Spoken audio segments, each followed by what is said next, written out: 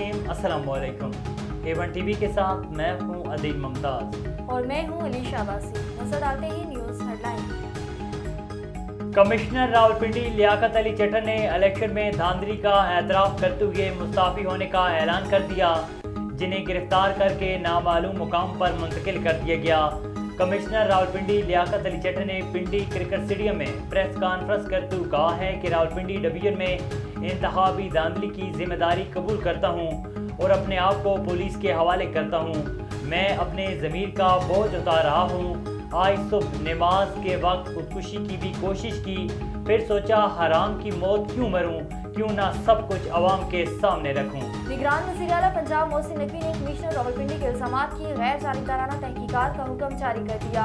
वज़ीर आला पंजाब मोहसिन नकवी ने कमिश्नर रावलपिंडी लियाकत अली चट्टर के इल्ज़ामात की गैर जानिबदाराना तहकीकात के लिए आला सतह की कमेटी तश्कील देने की हदायत जारी कर दी।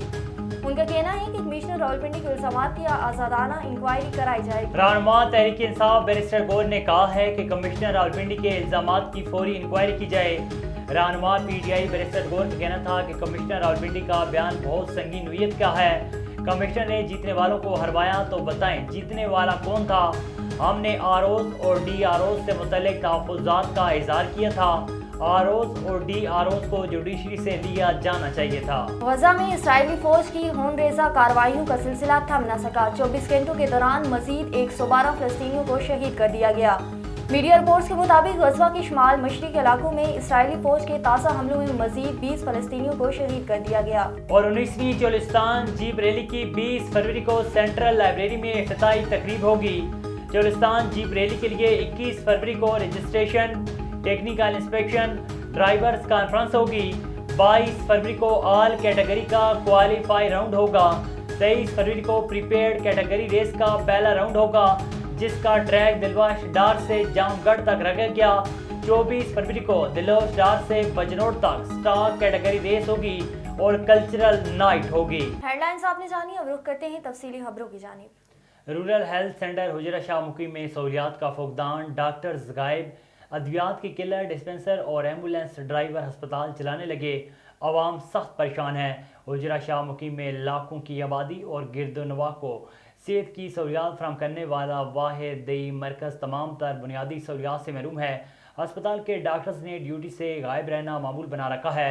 अमले ने मरीजों के साथ हद तक आमेज़ रवैया इख्तियार करना मामूल बना लिया है।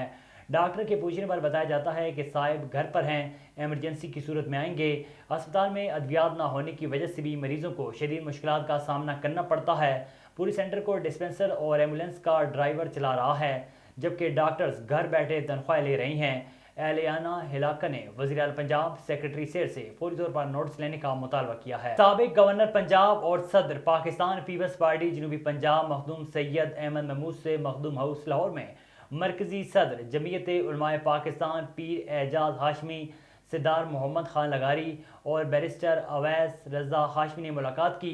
मुलाकात में मखदूम सैयद अहमद महमूद को हालिया इलेक्शन में कामयाबी पर मुबारकबाद दी गई। इस मौके पर चीफ कोआर्डिनेटर पाकिस्तान पीपल्स पार्टी जनूबी पंजाब अब्दुल कादिर शहीन और general secretary Ulema wing Pakistan Peoples Party जनूबी पंजाब जमील अहमद इमरान इश्तियाक भी मौजूद थे। मुलाकात के दौरान सियासी सूरत-ए-हाल और आइंदा के सियासी लाएमल पर तबादला ख्याल किया गया। पीर एजाज हाशमी ने कहा है कि मखदूम सैयद अहमद महमूद की कामयाबी पाकिस्तान पीपल्स पार्टी की कामयाबी है। उन्होंने कहा है कि मखदूम साहब एक बाअसर और मकबूल रहनुमा है और उनकी कामयाबी से जनूबी पंजाब में पीपल्स पार्टी की पोजीशन मजीद मजबूत होगी। A1 टीवी के न्यूज़ स्टूडियो से फिलवक्त के लिए इतना ही। मजीद खबरों और अपडेट्स के लिए देखते रहिए A1 टीवी। A1 टीवी, सब पे नजर, अंदर की खबर।